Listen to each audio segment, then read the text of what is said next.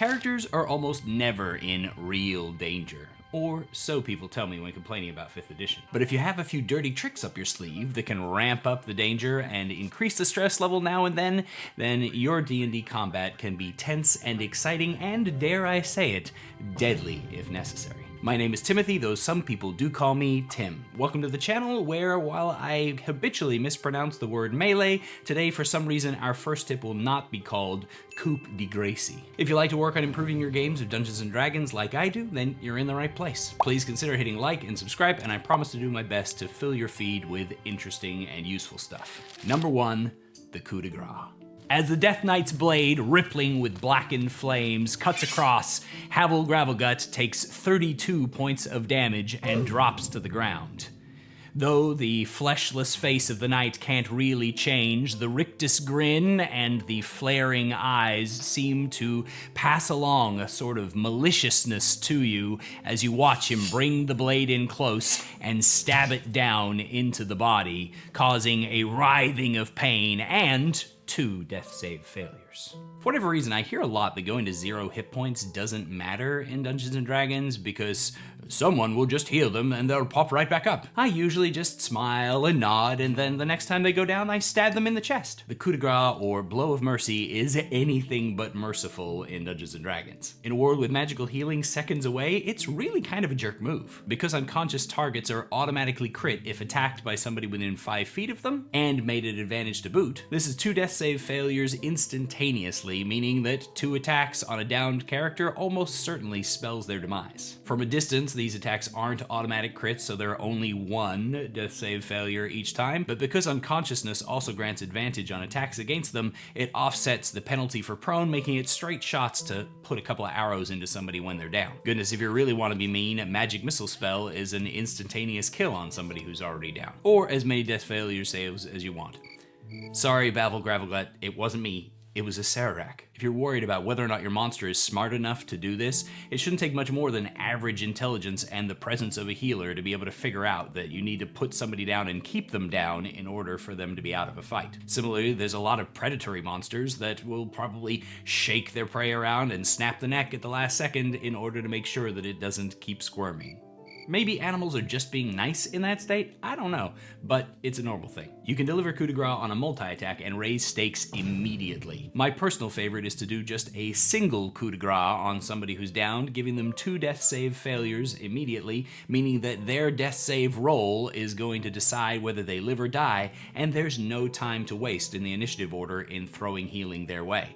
Even though this means that they're going to pop back up and the fight continues for them, there's a lot more tension when it comes down to who's next in the initiative order in order to run over and deliver a potion or throw a hasty spell, or you're stuck rolling that dice with a slightly less than 50% chance of kicking the bucket permanently. Well, at least until somebody resurrects you. Number 2, use area of effects. You've charged into this cramped ritual chamber and largely overcome the guardians that were facing you.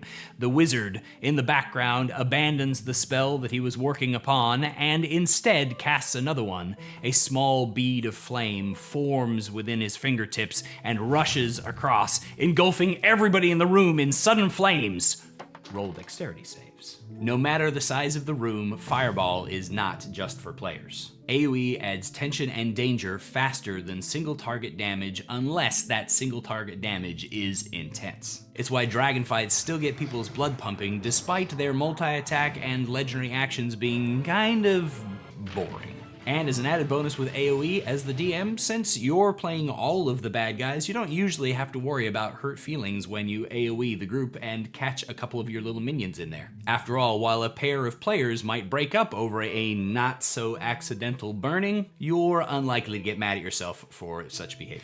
Number 3, hide the boss. As you cautiously step into the workshop of the necromancer Ossifred Grimmond, his piping voice can be heard, albeit somewhat distant for some reason. His grotesque horror show of necromantic creations rise up dressed in their oddly floral-covered clothing and charge towards you to defend the wizard, who is, somehow, absent.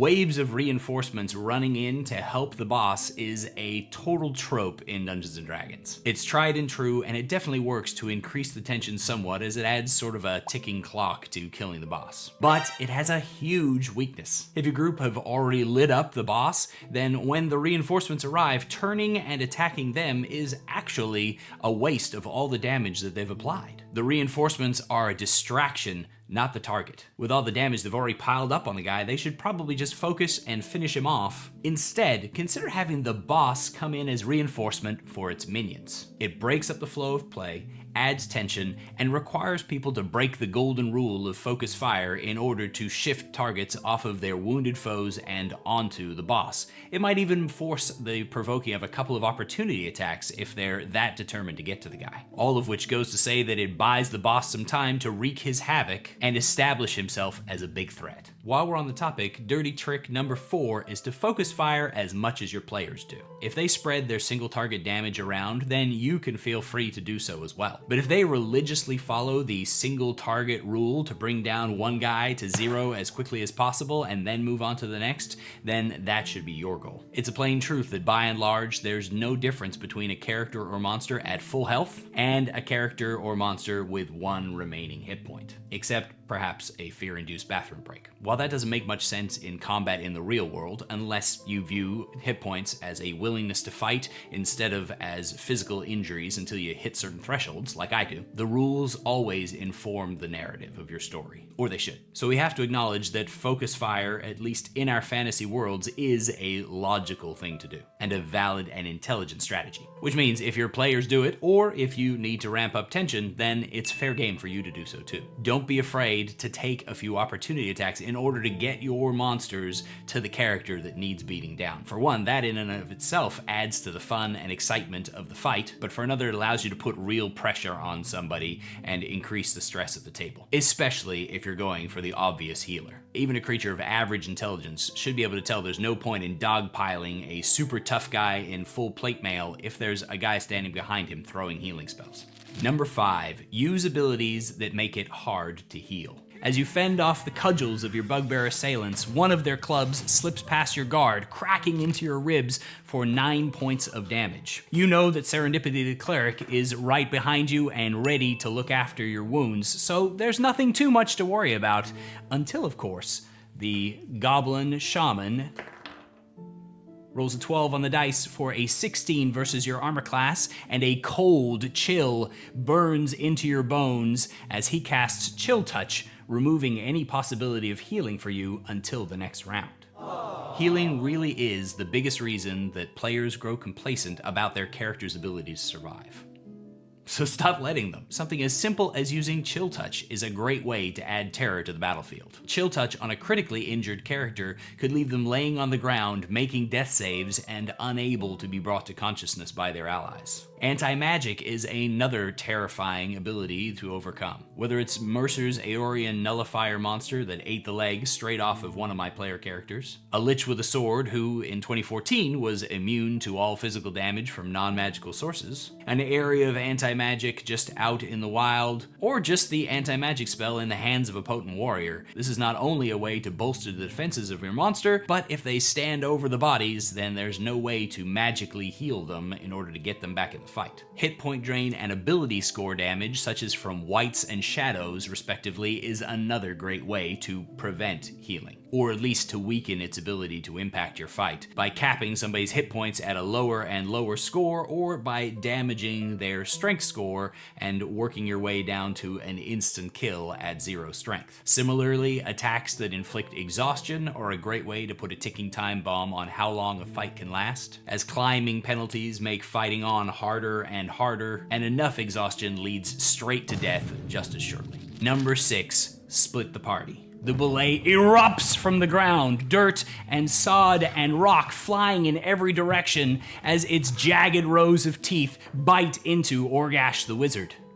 Down goes that orcish wizard, and with such a tasty morsel in its mouth, how could the belay not start digging down into the earth to carry it home to its lair? There's a thin tunnel left behind with gore streaking the walls as Orgash is taken off to become the boulet's final meal, unless you can catch up to him. While a burrowing creature is a particularly dirty way to do this, making party members less accessible to the party is a great way to make combat terrifying. Grappling someone and dragging them around a corner, closing and arcane locking a door, having monsters block the path to a downed ally, or summoning up a wall of stone, and other such tactics are all fair game. And each of them adds their own unique flavor and challenge to an encounter. Number 7, increase damage instead of hit points. Another group of goblinoids should have been a minor threat, but the slight glow of ritual magic was the only warning you received before its spear punched through Marak's ever-smoking plate mail. Thank goodness there's only a small group of these goblins, because those crude spears hit like a wagon. You take 16 points of damage. Though less of a tactical tip, it's a fairly common tactic when we're looking to increase the difficulty and danger level of a battle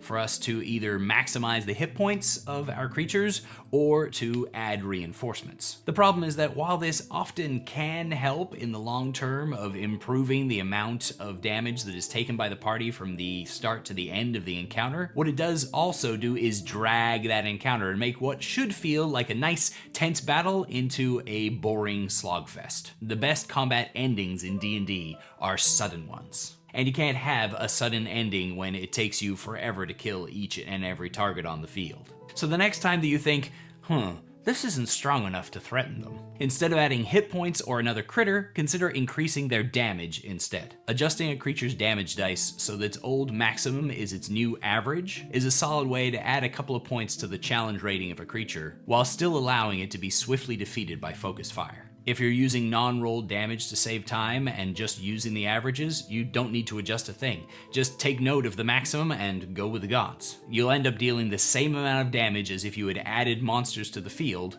but the battle will be over in a fraction of the time. More important than any of these dirty tricks, please remember, Dungeons & Dragons is not a competitive sport. DMs shouldn't be out to kill all the characters. It'd be trivially easy to do so, cue Tarrasque music, and it'd be lame. Dirty tricks like these are intended to help you to ramp up the tension level and increase the fun at your table, not create a weekly total party kill. So remember, if your players trash one of your monsters and things just don't feel terrifying enough, there's always next week. Until then, enjoy some calming cat video, and I'll see you next time.